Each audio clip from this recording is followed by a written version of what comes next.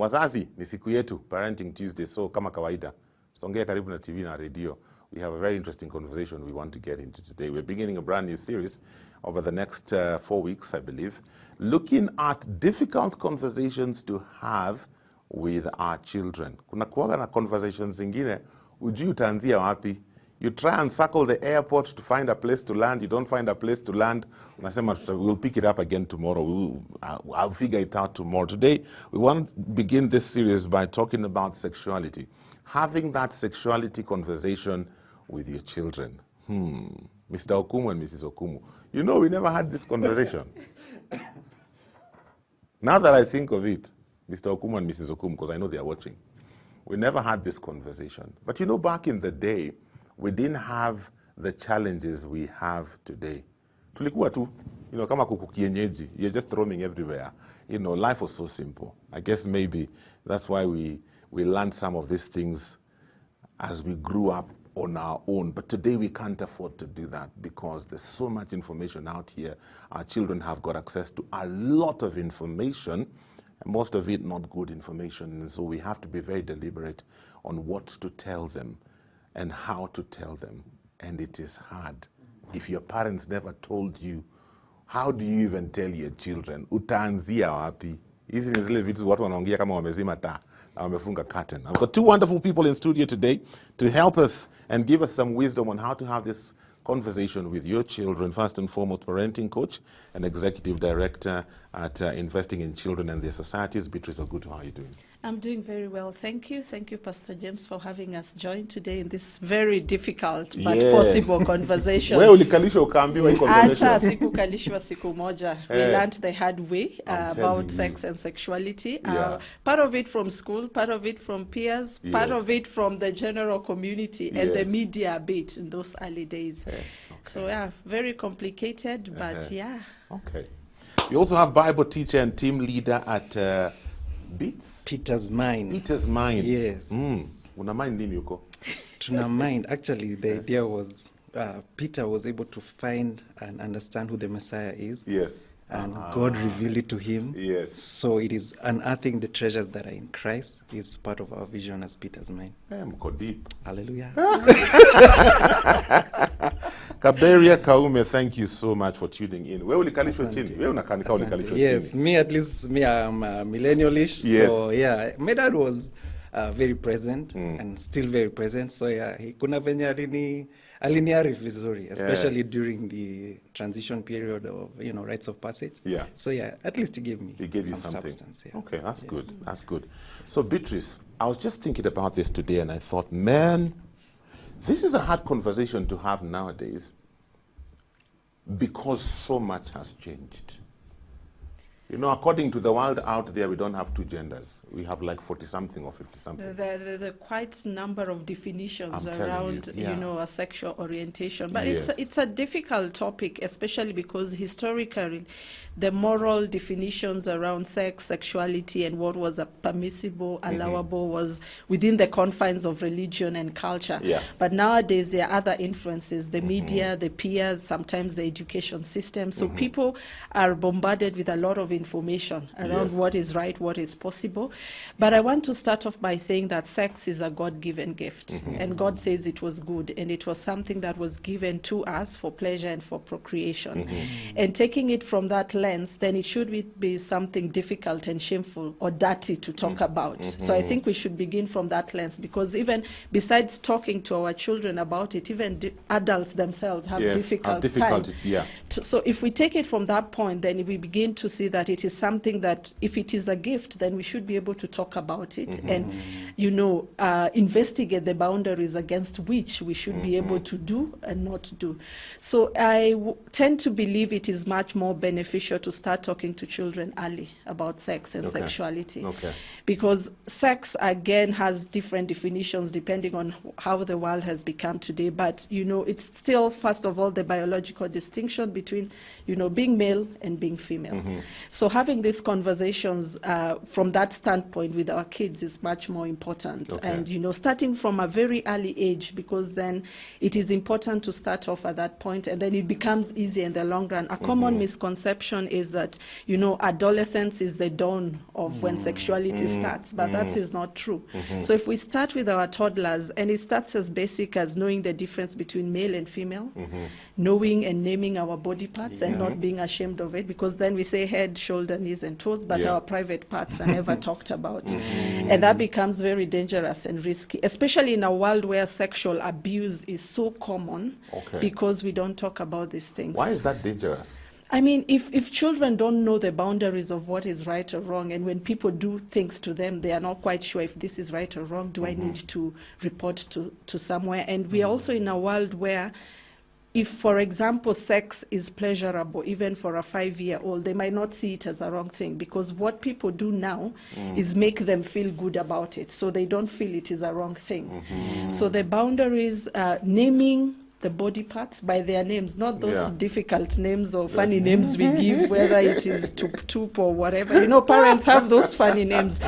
So having that confidence as a parent to say, these are your private parts and these are their names in English, in Kiswahili or your mother tongue, and this is what you should not do with them. This is what people should not do with them. And if they do it to you, kindly report so that action is taken. So if we don't have that conversation, if our kids are even touched the wrong way, then you'll never get to know until it is very, very late in the process.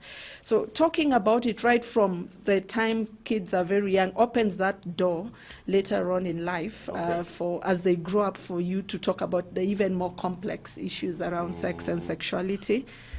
Yeah. There's this other misconception that if we start talking about them, we'll get them interested in this thing. So just let's not even go there. Let's not even touch it. Let's not even talk about it, because some people have this tendency to think that if we talk about it, then we create curiosity around this subject, and we are driving our children in that direction. What do you think? I would actually, I would really caution against that, because the issue that raises is we end up with that awkwardness even between adults. We can't talk about it. So automatically when the child was already interested, like Beatrice has said, children are so clear about boys and girls. Even before you tell them, they're clear about a cock and a hen. They're clear. Yes. And those are really teachable things. Being able to use that and then explain why it's good. And the life cycle nowadays, wanasemanga, it's the egg and then a chick and then it becomes a hen. But your teacher will never tell you that to make an egg you need what? Cock and a hen. So they want to focus on this direction of evolution instead of really focusing on why sex is a gift, why God created sex. What is the purpose for sex? Purpose? And just being able to establish that from really early on, then you're giving them a very positive view about sexuality in general and the implications that it has. And so I think the challenge will come when in your home fellowship, in your even from the pulpit, unfortunately, kuna certain verses. No, just jump that one. That one is no part. That one is no good. But imagine when the child asks, please be a reliable source of information. Please be available and foster that space that the child can be comfortable to say, oh, by the way, I'm thinking about this. Can I ask you about this? We were talking before the interview with Beatrice, and she said, when the children see an advert of a condom on TV, and then they ask you, Daddy, can you get me condom? What is condom? Please, don't switch them off. Tabia mbaya wewe unauliza maswali. Na mama yako. Yes, because if you don't, someone's ready. Someone's very ready. But then the question, Beatrice, is how early should we start having these conversations? Because sexuality is much more than the sexual act itself. So I'd say as early as when a kid is a toddler, when they're able to differentiate male and female, they're able to know their body parts, you should be able to explain to them the functions of all their body parts, including their private parts. So, and the confines and the boundaries against which those parts can be used by themselves and by others. We are saying that, our parents never used to talk about this before, but traditionally there were also those structures that were set aside to enable us, the rites of passage when we were talking with our grannies and with our aunties, but those are no longer there. Yes. So parents are now the ones to be able to seize this space, because even in our education system, sexuality education is quite limited. So if parents don't do it and religious platforms don't do it, somebody will do it. And being that we are exposed to a lot of media with a lot of things, kids, if they're not taught what is right and guided through which, their basic understanding and value systems that, should be able to inform this gift that God gave us, then it becomes quite difficult for people. But I know it should be natural as part of the parenting process to talk about sexuality, but it's uncomfortable, it's embarrassing.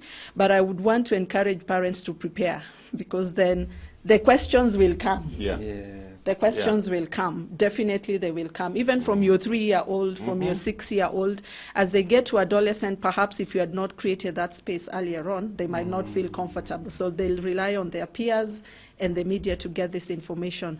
But create that space. Prepare that. Educate yourself of the lingo out here. Of why things happen. Take advantage of teachable moments. If you're watching a movie or a TV program together and there are relationship issues, things happen, you can open the conversation. What do you think? Do you think this is right? Why do you think it is right? Then your family value systems, your religion should be able to guide you. And especially because the talk about abstinence is quite difficult in the world of today. Yes. When you're saying sex can only happen within the covenant of marriage, young people are looking like, are you serious? So those basic cultural, religious, and family values should enable you prepare to answer some of these questions that children have. But teachable moments are good. I don't advocate for the big talk, sitting down with your children and saying, let's talk about the birds and the bees. Today's the day. And you can't exhaust all these things. So we Yeah. want it to be a continuous process, right from the time they are young That's and right. as they grow. But if you have that day when you're saying it's a big talk, oh my goodness, you might not exhaust. And they will also put that defense system and you might not get through to them. And sometimes they could know more than you if you're not educating yourself. Imagine that. What is around? There's a joke about a dad who called his son for the big talk. Yeah. Yes. So he said, son, today we are going to have the big talk. We're going to be talking about the birds and the bees. Yes. And the young man was playing ignorant. The birds and the bees, what do you mean, Dad? The dad says, okay, let me just put it to you plain. Today we want to talk about sex. And the son said, oh, sex. So, Dad, what do you need to know? Yes, our children know more than us. Yes, I love the angle she's bringing in. Yeah. Because the angle she's bringing in is a wholesome angle. Correct. I love what she said about talking to your children from an early age about their body parts. It's not just zeroing in the sexuality. You're a person. Yes. You have got eyes, you have got a nose, you've got hands. This is how you take care of yourself. You've got parts that are not supposed to be exposed to the public, and this is why.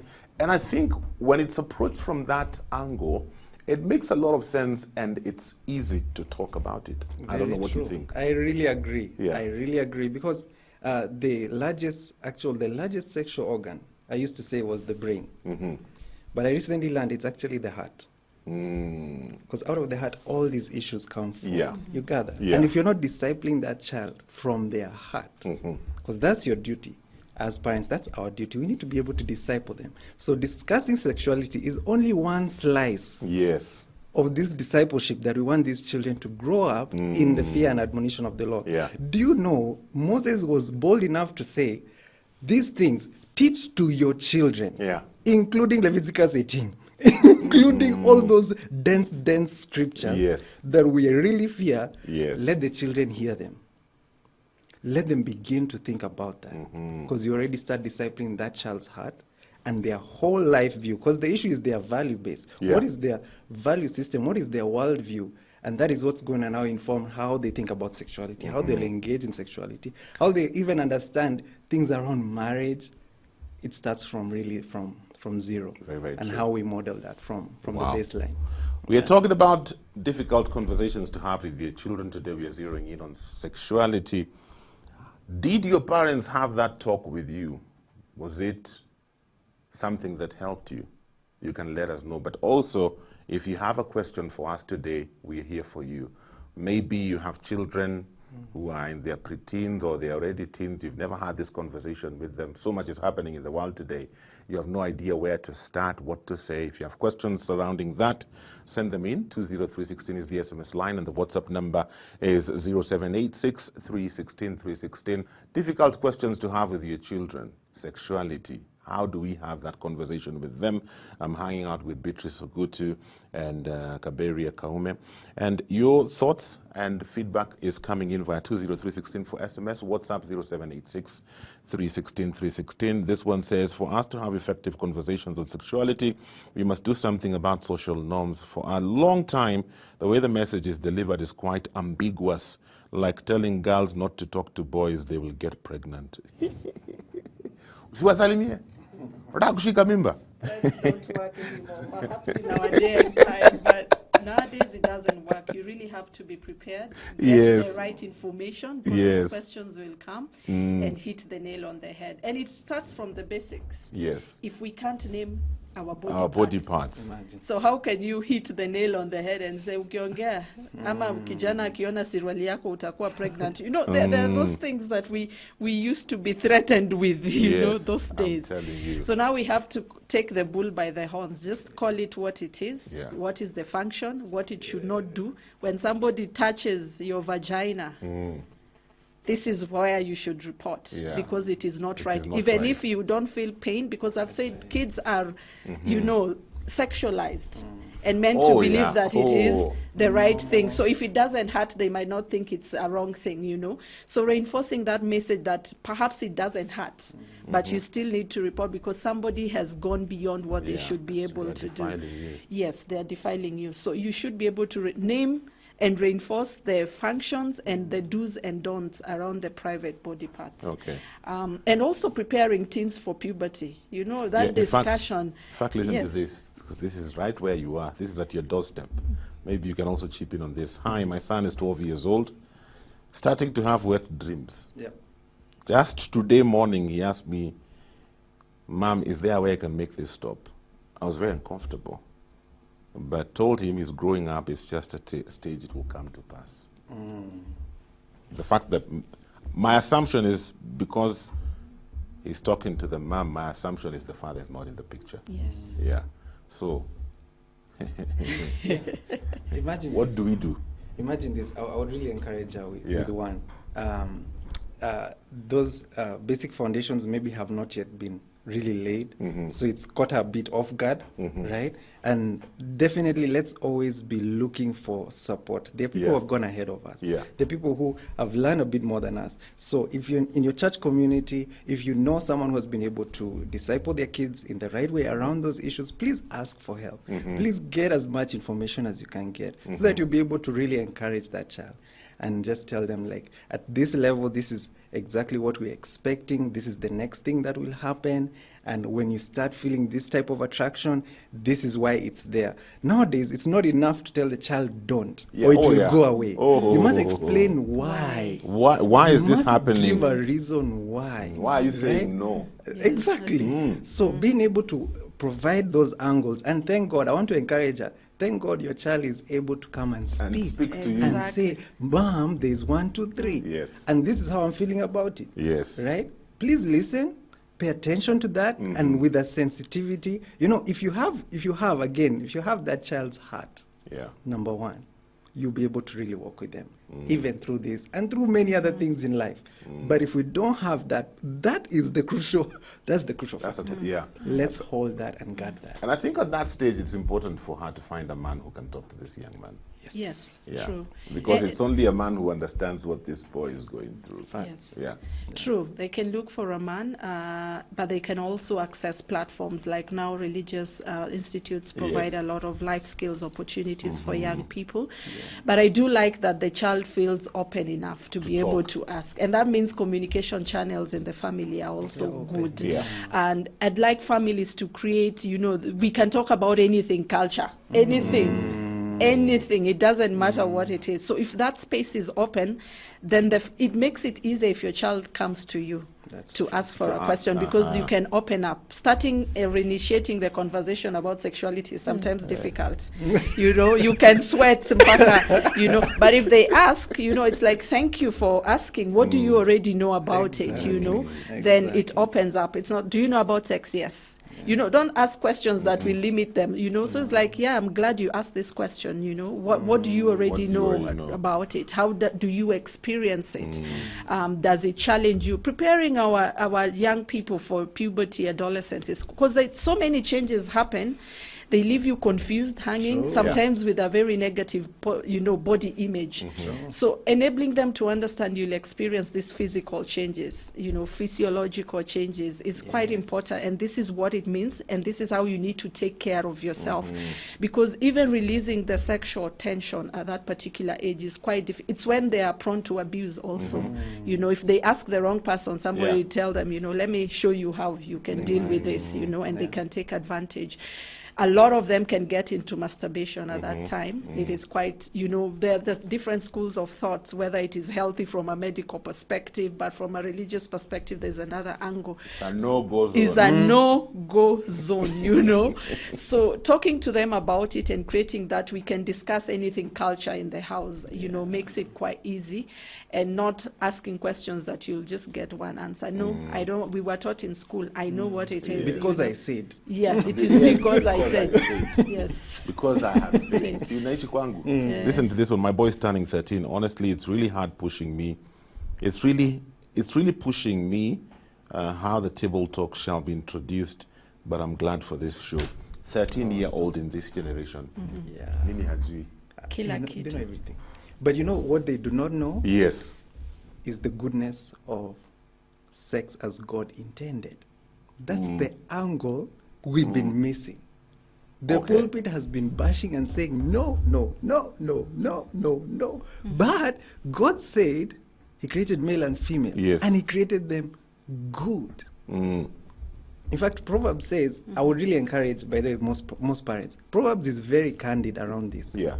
Very candid. It does not hide. And it's a father speaking to the child. Yes. It's a mother speaking to the child. It's even a grandparent speaking to the child and being very plain about what a wise person would do, what a foolish person would do. Use the Proverbs. Even many Proverbs from our traditional cultures are really, really good to begin just teasing so that you have a nice segue into actually discussing the heart of those issues. So open them up. There's a purpose for this. And there's an angle for this. And this is why it's good. Notice, Pastor James, Yes. that the issues we are seeing in in the public sphere have come about because the brokenness that we have as sinners has distorted the image of who we are and distorted how we act and engage as sexual beings. Yes. That brokenness is what says, I feel like this, I'm now queer, I'm this, I'm that one. I have all those different gender assignments and identities, but there is actually an intention and purpose to being male and female. In fact, the image of and God. I think that's why it's very necessary, especially for us parents in this generation, to be very deliberate and to have this conversation early with our children.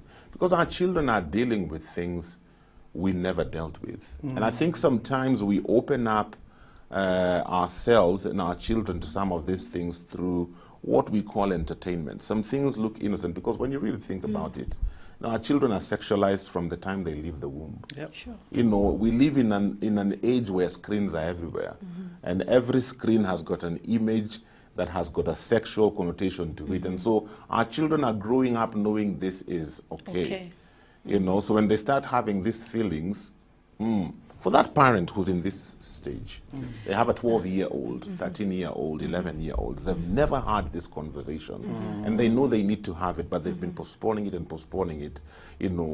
because they've never said anything about it, it's awkward. What do they do? How do they begin? It's never too late to start. Like everything God creates, the gifts that God has, has given us, certain perverts the same. So there's a lot of information out here that, and as you say, right from cartoons, when they're very young, these things are meant to look like they're very normal.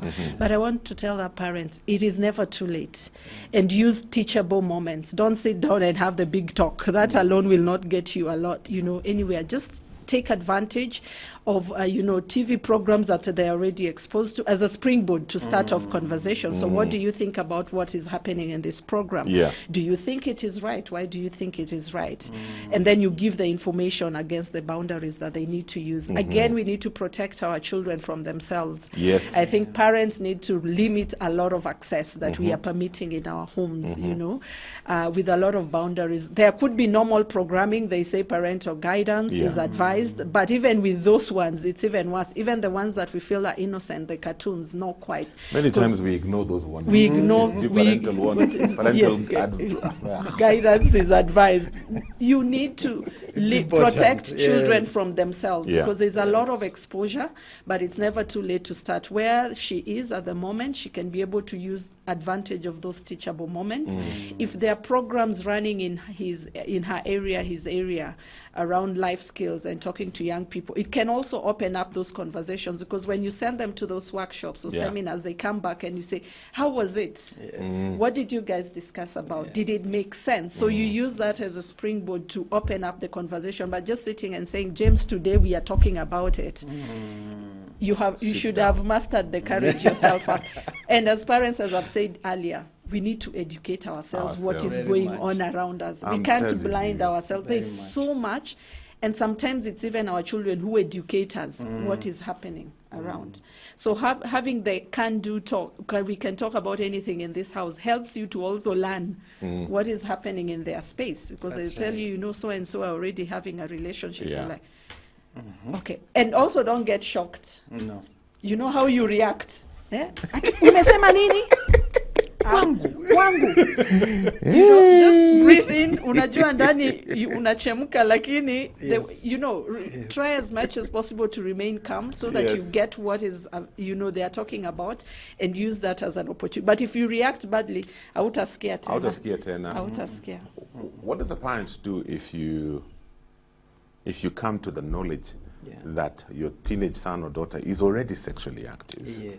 Or you stumble upon their photos on social media. Imagine. Because nowadays, this nudity in this generation is not a big deal. They're sending videos and photos all over the place. I'm thinking, so if you stumble upon your child's nude photos, or you stumble on the information that your teenage son or daughter, or your young adult son or daughter is already sexually active, what do you do? Yeah, it's one, and I know the reflex is you land on them. As in now, you land on them without prayer. Without prayer. That's the reflex. Please don't go to reflex first. Don't go to reflex first. Actually, we also have this tendency sometimes, even in the church community, when somebody has made that mistake, we are so quick to discipline and judge them when they're already judged. They're already judged. Your work now is not to uphold that judgment alone, but to also embrace them. How much more important, exactly, for a parent? How much more? So please, parents, let your arms be open. I know the pain. I've worked with several parents whose children have gone way off the rails. And that's one of the primary things that have really helped children be restored. Parents have to keep their arms open. I'm sorry. There is no shortcut. Your arms must remain open, number one. If you're going to have any hope of actually being able to see this child discipled back, not just into the kingdom, but also as your very own precious child, that's really, really critical. So beyond these ideas of, and I think the key thing, especially at that situation, is to cultivate a credibility that says, I've made mistakes also. Parents never say that, especially African parents. Yeah. Never say that. We were number one. You get that? And we used to fetch water before we went to You school. get that? But what about the credibility that says, actually, at such and such a point, I let down my parent. At such and such a point, I struggled with X. Yes. You're coming way down to their level. You're becoming so human that they'll be like, oh, wait a minute. Thank you for sharing that. Yeah. And this is exactly how I'm struggling. Because you'll realize they're not doing that just cause. There's going to be something behind that. Okay. So your work, definitely in prayer and also with your faith community, is to be able just to unpack that and be able to be clear why this child is feeling comfortable living probably more promiscuously and this and the other thing. But it will never be possible if the first thing you did was call the police, call your uncles, go to your grandfather. Okay. Nyanya yako huko nyumbani ndio ushike It adabu. will not be possible. Kalime shamba huko. So I'd really observe wisdom in that point. Let's observe wisdom. The other reality we live with today, Beatrice, is the reality of the whole homosexuality, lesbianism thing. You know, the other day we were having a conversation about boarding schools, and that came up. It's one of the things that men, we are so afraid of, you know. So how if you come to the information or your child tells you they're gay, it's a difficult thing. It is. But how, as a parent, how do you handle that? Because that's the, you know, some of these conversations, we cannot brush them off. We cannot say we can't talk about them because it's the reality we live in today. And if we can't find solutions, then what do we do? First of all, I think, as Kaberia has said, our reflexes should be in check. Because then if you really hit back hard, you will not have gotten the opportunity to be able to unearth what is happening. Yes. Calm down. It is not easy. I'm washing anointing oil. Calm down and get help. Sometimes it's beyond us. We don't understand. Get help for yourself and for that particular child, because sometimes they could have been initiated in this without knowing. Yeah. And sometimes they're also ashamed to say, so majority of parents don't know. We know that majority of cases are never reported.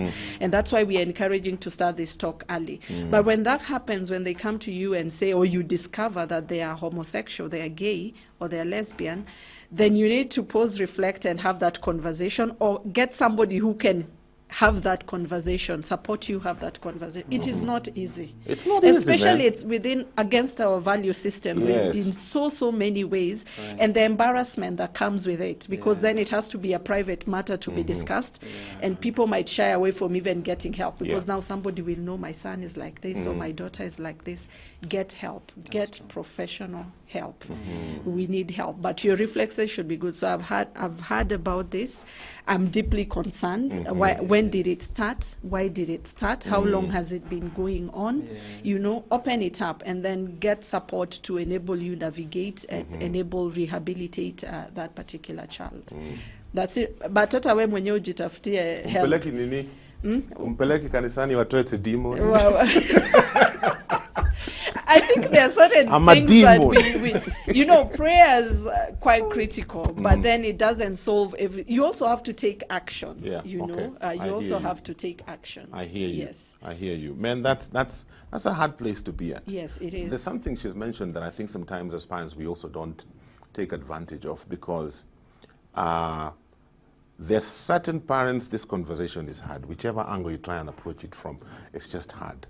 It's just hard. You know, and I remember a friend of mine telling me how they usually get together as cousins and friends. Yes. And they bring their children together. Yes. And you know there's always that kabuled auntie who can say anything. Yes. So they task that auntie, ongea na hawa watoto kuhusu hii maneno. These are the guidelines, you just speak to them. You know, is that an avenue that we can explore? And also, what can churches do to help parents, Christian parents, where this issue is concerned? Yeah, I would agree, especially if that person is trustworthy. Yes. And reliable. Yule antokulewa. They need to be very trustworthy Yes. and very reliable. But you don't really want to to second that role so much. You don't really want to do that, like all the way to that extent that maybe you could jump start. Yeah, Yeah. maybe. Yeah. Exactly. Get the discussion going. Yeah. But definitely as church, one, I would really and thank you for saying that. Don't be afraid of homosexuality. Don't be afraid. Yes. Don't be In afraid. churches, we don't talk about this thing, so we don't know how to deal with it. No. Yes. Let's stop fearing it. Yes. Number one. Yes. It is a deviation from the mark. You are the pillar and the foundation of truth. That is Yeah. what Timothy says Yes. about the church. So your work as the church, please uphold the truth. In fact, do you know the best response to homosexuality? Functional, healthy marriages. It proves and disproves True. the contrary. Yeah. Are we together? Yeah. So that is what I would really, really encourage. I would really encourage also that the church be bold enough to present, because this Bible is not shy about it, present its stand on sexuality clearly. When the discussion on comprehensive sexuality education is happening, let the church say responsible and value-based sexuality looks like this. Yes. And models it. Hallelujah. Yeah. We yes. also need to be not able just to speaking about No. it, but modeling it as well. Modeling it. Yeah. That really matters. And that will give us such a very comfortable foundation. Do you realize when the church began, homosexuality was more popular than it is today? Heterosexual marriage was rare, was frowned upon. There's nothing new under the sun. Nothing new. Don't be afraid. Yes. And it was to the extent that the Roman leadership felt, wow, these Christians, they're crazy bunch of guys, but their women are so disciplined. Their marriages, so excellent. Yes. So there's a way that their life and the way they comported themselves really spoke to these issues. So for me, I would really start there. Let's engage. Let's not run away from the discussion. Let's present the truth. We have the truth. We have the solutions. Yeah. We have the way that works. And it's God's way. And it's good. Yes. Let's true. celebrate it. For a nice I feeling. want to agree with Kaberi on so many levels. I mean, it's a gift from God.